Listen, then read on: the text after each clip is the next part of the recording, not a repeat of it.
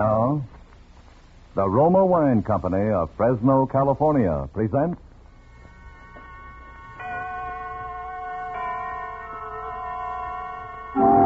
Suspense.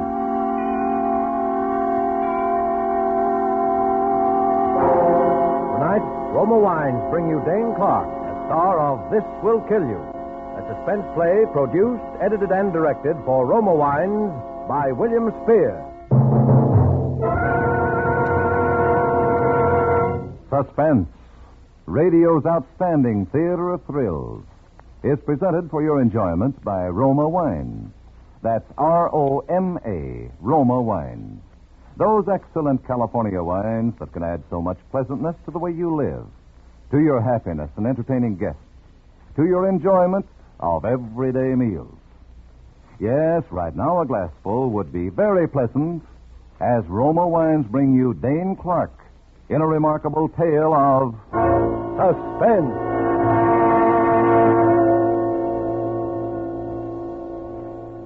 Listen, get a load of this. This'll kill you. I got a story that should be written up by one of those big magazine writers. Only mine is true. The whole thing is true, so help me. You know, they say truth is stranger than fiction, don't they? Well, get this. I was working down at the Acme Engineering, an outfit making hydraulic valves for gun turrets. And we had a foreman named Charlie Harris, one of those big, good-looking guys who thought he was a big shot because he was a boss. Well, this guy was always picking on me. Like, for instance, one morning I come to work a few minutes late, and this Harris says, Well, good afternoon, Jordan. Save those gags for Jack Benny. It's only 8:15. Well, get here at 8 and you'll be spared my sense of humor. Well, ain't a guy got a right to get here a couple of minutes late once in a while? Yeah, sure, once in a while, Joe, but not every other day. Oh, gee, Charlie, my alarm clock's on a bum. You know you can't buy a new one these days. Oh, save that for the teacher. Now, come on, Joe, come on, get on the ball. Save that for the teacher, he said. Always throwing up to me that he graduated from engineering school, and I never even had a chance to go to high school. As if you need an education to be a smart guy. Well, I could tell you 100 guys who never even went to school could buy and sell that guy a million... Well, that's another story. Anyway, this Charlie Harris kept giving me the needle. Joe, can I talk to you for a minute? What is it now, Chief? Quit calling me Chief. Now, look, kid, look. I don't know what's wrong, but you're slowing up. The other boys are turning out 100 parts a day, and you're only averaging 80. Now, what's the trouble, Joe? Well, I don't know. My eyes hurt. This work gets tough on the eyes, and I got to stop once in a while. My eyes hurt bad. You complained last week, too, Joe, and the company doctor's report said there was nothing wrong. Ah, what does that quack know? All right. Now, quit the complaints and get on the job, Joe. We've still got a war on our hands, even though you and a lot of other guys have forgotten it since Germany took the count.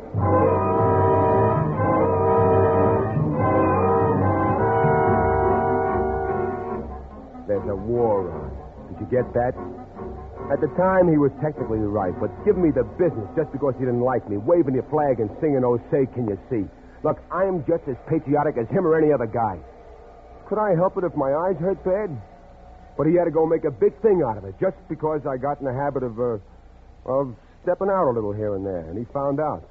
Well, ain't a guy got a right to have a little fun once in a while just because those Japs are still popping away? So my eyes hurt a little the next day. Is that so terrible? Are the Japs going to win a war just because I've had a little fun? Well, anyway, he keeps picking on me. And one day while I was knocking my brains out... Joe! Oh, let me ride in the wide open spaces that I love. Don't offend me. Joe! What? Yeah? Now, look, Joe, look. I don't like playing cops, but you know there's oil and gasoline all over the place. Yeah? And that a cigarette dropped into one of those pools could burn the plant down? So what? So read the sign beside your machine. Well, I can read it, Charlie. Go on, read it. No smoking. Drop that cigarette. Why, what cigarette, Charlie? You stupid jerk. Why, I'll break your head for that. Oh, you will, eh? Oh, there you went. Oh.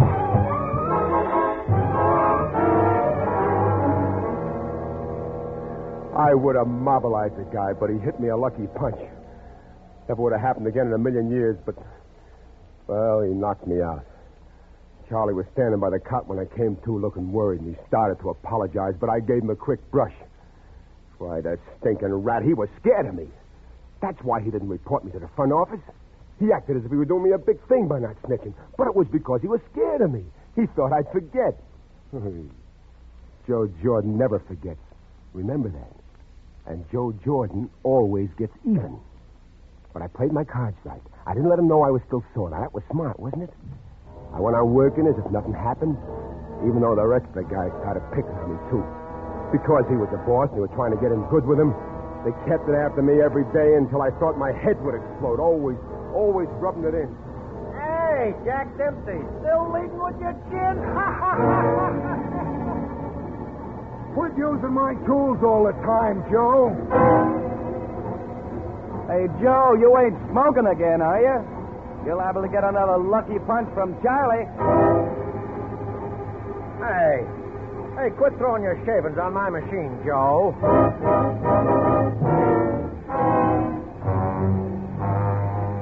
I used to get splitting headaches from the pounding on my brain. Well, you would, too, getting it from all sides like that, wouldn't you? It wasn't so bad during the day. The machine drowned out the noise in my head, but at night, that pounding would start, steady like my machine, banging away all the time so I couldn't sleep. It might have got another guy, but not me. Not me. I'm too tough. And I got plans for Joe Jordan. Be a big guy someday with my brains. No foreman of some small-time outfit. Be head man of the biggest shop in town with a classy car, a big house with servants, and a beautiful wife. Yeah, beautiful wife. And I had her all picked out.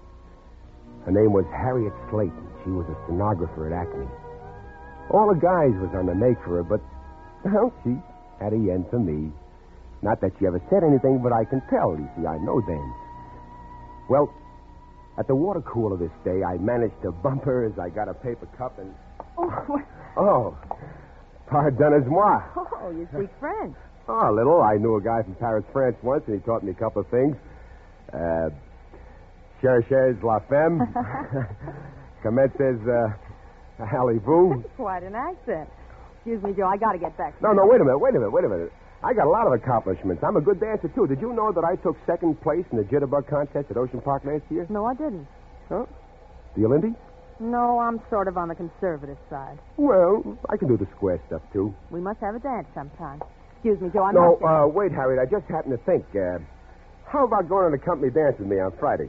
I'm very sorry, Joe, but I can't. Why, aren't you going? Yes, but I have a date with Charlie. Charlie who? Charlie Harris.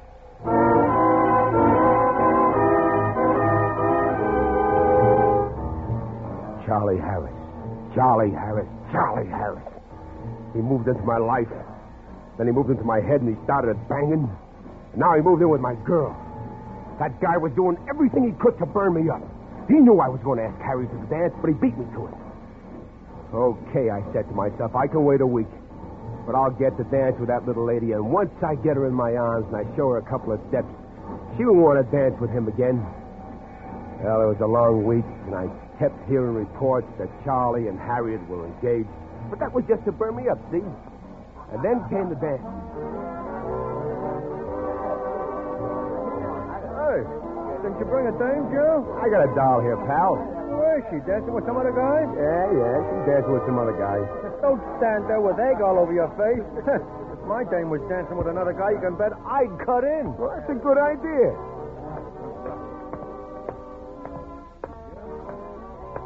Pardon me, I'm cutting in. Oh, no, you're not, Joe. Look, I wasn't asking the pleasure of you, Charlie. Now, if you don't mind... It's our favorite number, Joe. Well, why can't I cut in once? Just because he's a big foreman or something? No, because you're the big dope.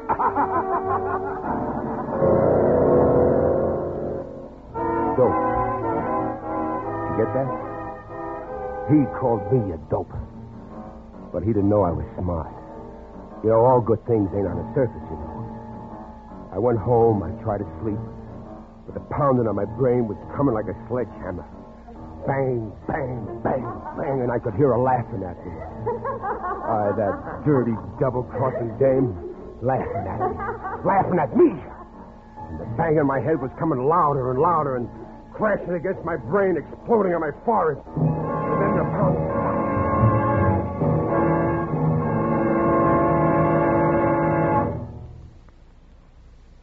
And for the first time in weeks, there was silence in my head. That soft, cool quiet, like Sunday morning when you were a kid and no one was awake in the house but you.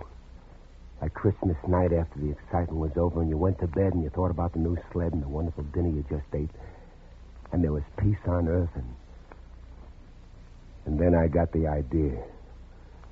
No more pounding in my head now. I was going to eliminate the cause of the pounding, kill the root. Yeah, I was going to kill two birds with one stone. Charlie Harris was going to burn for murder. And the murder? The murder of Harriet Slate.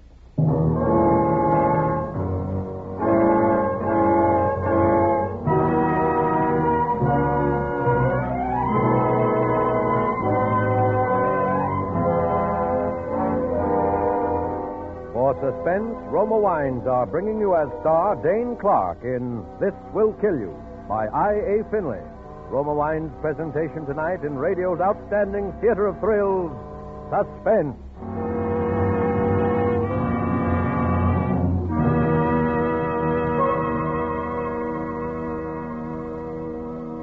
Here's a suggestion from the internationally renowned hostess Elsa Maxwell, who says this about smart and gracious hospitality.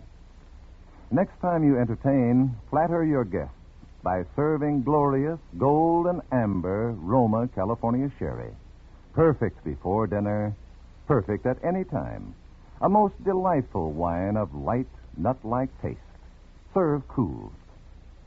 From California's choicest vineyards come the carefully selected wine grapes for distinguished Roma sherry and all fine Roma wines. Remember, good Roma wines never vary in fine quality, are always pleasing, the happy result of selected grapes, carefully picked at their peak of flavor goodness, gently pressed, then unhurriedly guided to perfection by the ancient skill of Roma's famed wineries. Yes, good Roma wines are always delicious, yet cost only pennies a glass. Remember, because of uniformly fine quality at reasonable cost, more Americans enjoy Roma than any other wine. R-O-M-A, Roma wines. And now, Roma Wines bring back to our Hollywood soundstage Dane Clark in This Will Kill You, a narrative well calculated to keep you in suspense.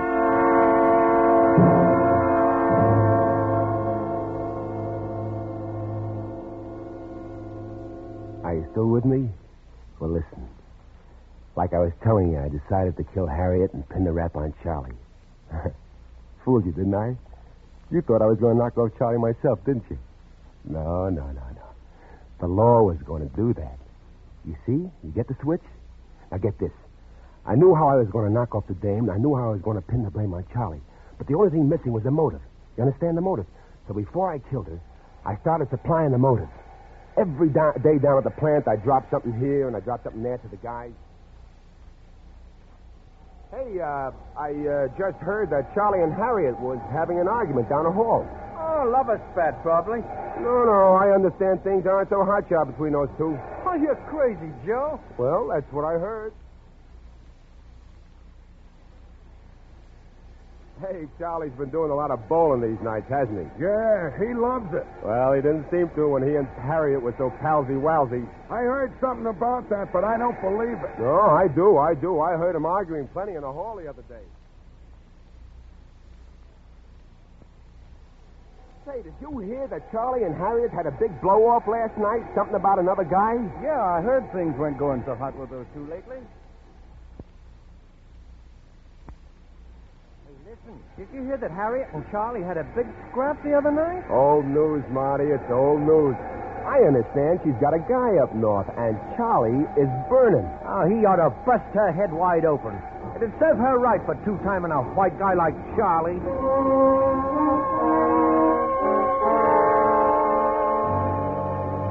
There was the motive. Signed, sealed, wrapped up in a big red ribbon and ready to be delivered. Now, was that smart or was that smart? The next afternoon, I heard Charlie making a date with her for that night. He didn't know it, but it was going to be his last date. When the 5 o'clock whistle blew, Charlie went in to wash his hands. I slipped over to his workbench. I grabbed the steel pipe he used on his drill press, and I slipped it under my coat. I wore gloves so my fingerprints wouldn't show on it. Smart, huh? Only Charlie's fingerprints were on the pipe. I waited outside the plant, and a little while Charlie walked by. Got a minute, Charlie? Huh? Yeah, I guess so. Look, there's an idea I've been working on that can speed production in our department. Now, can I talk to you tonight for an hour or so? Oh, I'm sorry, Joe. I can't tonight. I got a date with an angel. But, Charlie, with my idea, each man can turn out 200 valves a day easy. I got it all worked out in a model in my room. Can't you make it tonight? Look, Joe, I told you I got a date. Oh, fine. You're always giving me that patriotic stuff when it doesn't cost you anything. Huh? Okay, Charlie, I took you up on it. I've been giving up my nights to work on this idea I have. Now, look, I don't expect nothing out of it. But when I ask you to give up a measly hour, you're too busy. Now, why can't you come up after your date? Whoa. Easy there, Joe, easy. Oh. I didn't know you were so hot about all this. Okay, if it means so much to you. Look, suppose I leave my girl about 11 and get to your room a few minutes later, huh? Gee, you're swell, Charlie, swell. I'll be waiting for you. Now, look, I may be out for a minute or two to get a pack of butts or something, but the door will be open, so will you wait for me? Yeah, sure. Okay. I'll see you later. You sure will.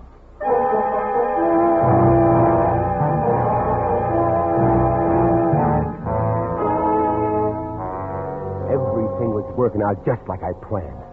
Pretty good for a dumb guy, huh? I grabbed a bite of dinner, and then I dropped over to Charlie's boarding house. He lived on the first floor in the back.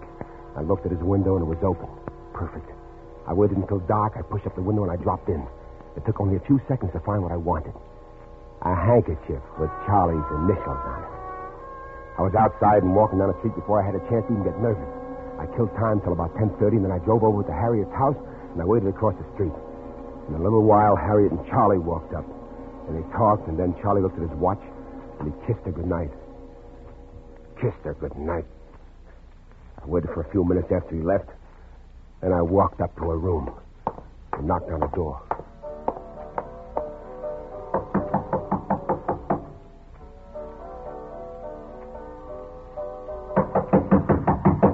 Who's there? It's me, Harriet. It's Joe Jordan. I got something to tell you about Charlie. What is it, Joe? Don't get nervous. Nothing's happened. I'm just playing a little trick on Charlie. Oh, you had me scared for a second. Come on in, Joe. I was just making a little home recording of the song on the radio. You know, singing along with the band. I know Charlie will get a big kick out of it. That's your favorite song, isn't it? Mm-hmm. Charlie, too. We love it. You really go for that guy, don't you? Is there any question about it? Joe, we were going to tell everybody in a few days anyway, so you may as well know now. Charlie and I are going to be married in 3 weeks when we get our vacation. Isn't that wonderful? Yeah, that's wonderful. Only you're taking your vacation a little sooner than that, baby. What do you mean? You're not marrying him or anybody else. Are you kidding?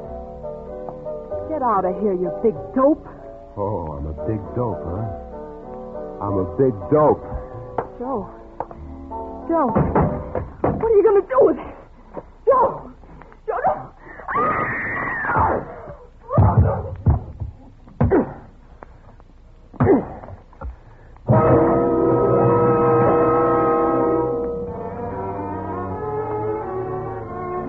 I did it. It was done. I looked at the clock. It was 11:10. He'd just be getting to my room now. 5 minutes to kill. Hey, did you get that? Now I had time to kill. That was a good one, wasn't it? I dropped Charlie's handkerchief on the floor, then messed up the joint to look like a struggle. And I waited till 11:15, and then I smashed the clock. It stopped dead. Did you hear that one? The clock stopped dead. Good, huh? I dropped the steel pipe on the floor, blew the place fast, and raced home. I ran up the stairs worried that maybe Charlie had left, but he was still there. Well, where have you been, Joe? I was just getting ready to leave. Oh, I'm sorry, Charlie. I got stuck. Oh, okay. Where's the model you were talking about? Oh, gee, I'm sorry to drag you all the way over here for nothing. It's still at the welder's. I thought it would be here sure by tonight. Can we make it tomorrow? Oh, you're a corker, Joe. You've messed up my whole evening. I sure did.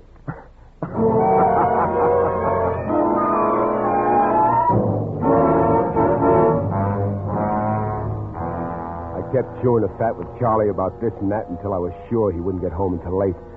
And then I dropped off to a nice, restful sleep.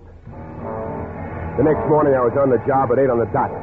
Charlie was there already, but that didn't worry me. It wouldn't be for long.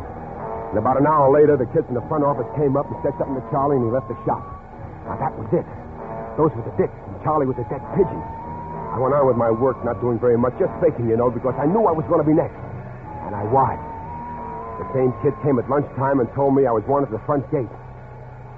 Got a little nervous when I saw the two big coppers, but as soon as they spoke, I felt it was going to be all right. Joe Jordan? Yeah? Yeah, that's me. I'm Lieutenant Sullivan, Homicide Squad. It's Sergeant Carter. Hello. Hop in. Hope you don't mind coming down to headquarters with us when I ask you a couple of questions. No, I don't mind. What's it all about? Where were you last night, Jordan? Last night? Well, I hit the hay early. What time? I was awful tired. I had a tough day at the shop yesterday. I guess it was about 9:30. Did you see Charlie Harris last night? No, I saw him when we left the plant yesterday about 5, but... Hey, wait a minute. Where's Charlie now? He left the shop about 10 this morning. Never mind. But he says he was in your room at 11:15. Says he was in my room and Well, maybe he was. Charlie Harris is a white guy. He don't lie. If he says so, then he's probably right. I thought you said you went to bed about 9:30. Well, I did. Maybe I was asleep when he came, and maybe I was talking in my sleep when he was there. I wouldn't want to do anything to contradict Charlie. Say, what are you guys trying to pin on me? If Charlie's in a jam, I got to know what he said because I got to back him David, up. kid. Tell me, Huh? do you know Harriet Slate? Why, that no good two-timing dame double-crossing a good guy like Charlie. Why, he was telling me yesterday when we left the plant yesterday that he was going to get it settled last night once and for all. As a matter of fact, he... Say, what are you guys smiling at? Did I say something? Why, did I say anything to make Charlie... Did Charlie...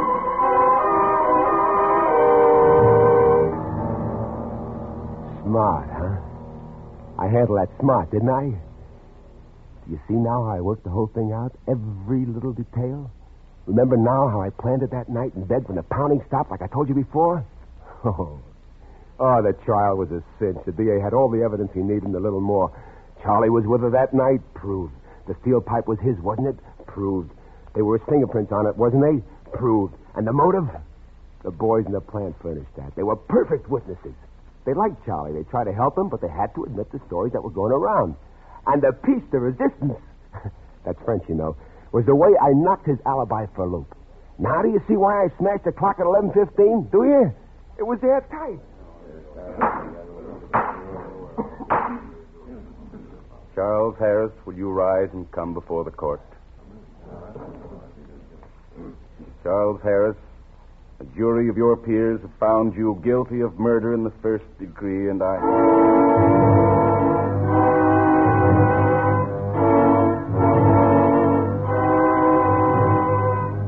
Oh, boy, what a day. You should have seen him. He stood there trying to put on the big shot stuff even then, trying to act like he wasn't scared.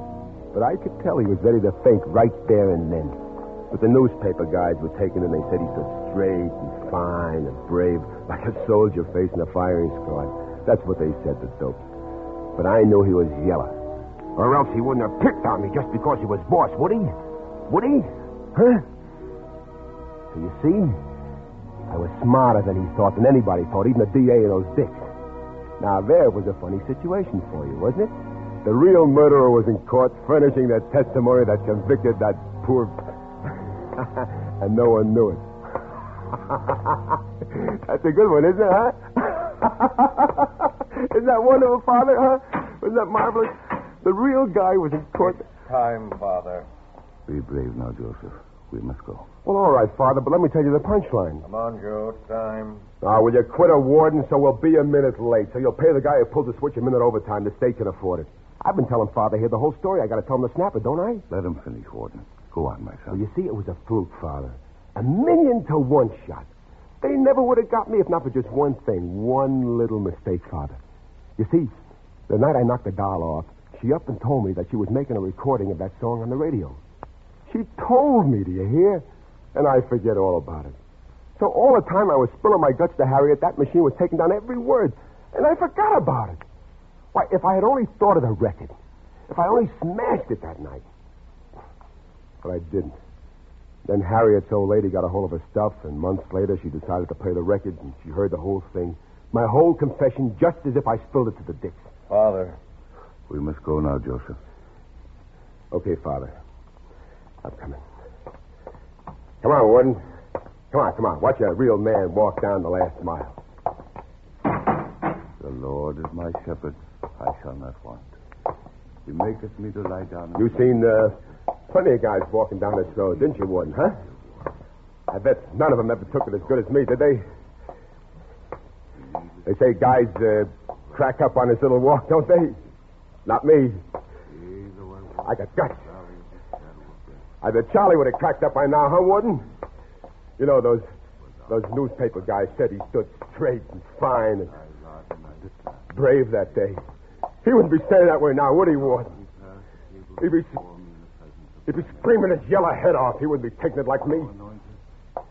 See, there's nothing to be scared of. Guy pulls a little switch, it's all over. They say you don't feel a thing. You don't feel nothing, do you, Warden? But you should know you've seen plenty of it. It doesn't hurt. Does it? I would have been a big man in this town. Classy car. Big house with servants. Beautiful wife. It's a beautiful wife, but I got a tough break.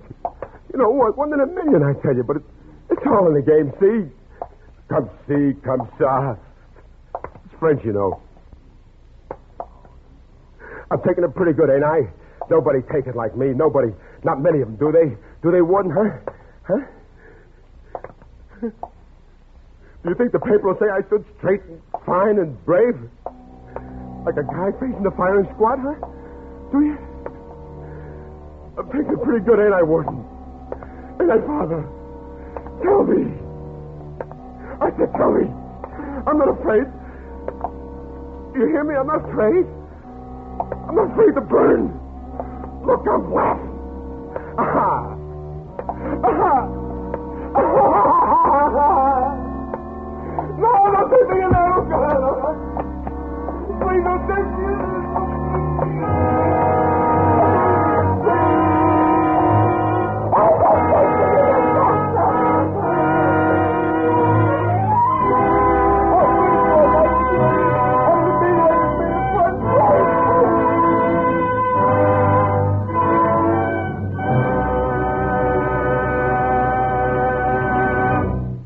Roma Wines have brought you Dane Clark as star of This Will Kill You. Tonight's study in Suspense. Before Dane Clark returns to our microphone, this is Truman Bradley for Roma Wines, the sponsor of Suspense.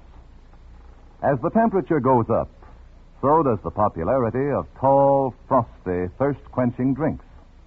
And as Elsa Maxwell recently said, one of my favorite iced drinks, and one everybody enjoys, is the delightful to look at, delicious to sip Roma Wine and Soda, made with distinguished Roma California wines. And, Miss Maxwell might have added, made so easily, too. Half-fill tall glasses with Roma California Burgundy or Sauterne. Add ice cubes and sparkling water and a bit of sugar.